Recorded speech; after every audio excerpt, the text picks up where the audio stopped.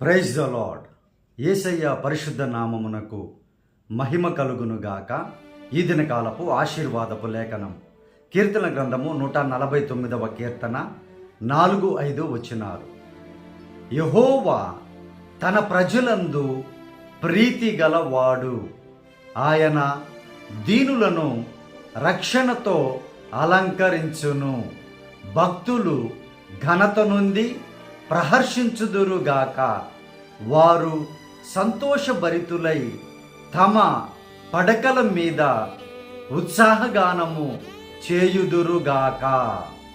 ప్రేమైనటువంటి దేవుని బిడ్డలారా, దేవుని ఆజ్ఞల ప్రకారముగా దేవునికి ఇష్టమైనటువంటి బ్రతికేటువంటి ప్రతి ఒక్కరూ కూడా ఆయన ప్రీతికి